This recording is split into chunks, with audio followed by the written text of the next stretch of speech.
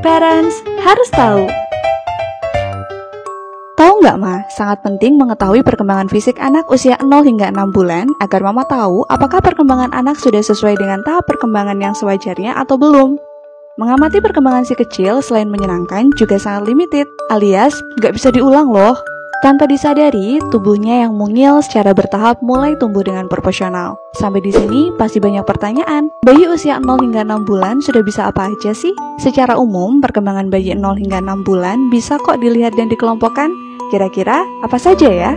Bayi 0 hingga 6 bulan sudah bisa apa? Bayi di usia 1 bulan biasanya sudah bisa menggerakkan tangan dan kakinya meski hanya gerakan refleks. Kaki dan tangan akan dalam keadaan menekuk, tapi seiring bertambahnya usia, kedua kaki dan tangan akan lurus dengan sendirinya.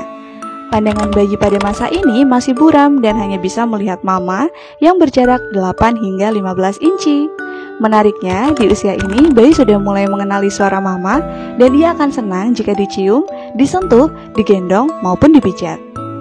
Bayi usia 2 bulan, biasanya penglihatan si kecil lebih fokus dan bisa merespon suara di sekitarnya.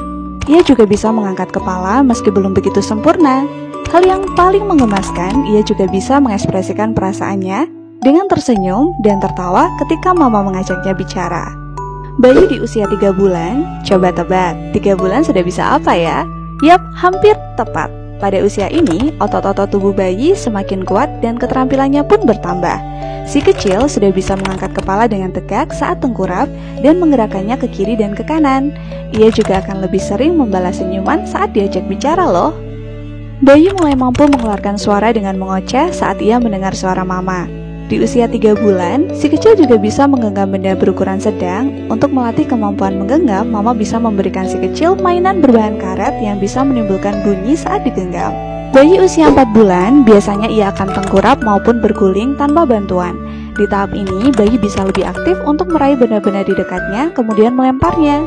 Bayi bisa memindahkan benda dari satu tangan ke tangan lainnya dengan mudah. Biasanya, ia suka mengulang suatu perilaku karena senang dengan respon lingkungan, misalnya menjatuhkan atau menggeser benda di dekatnya.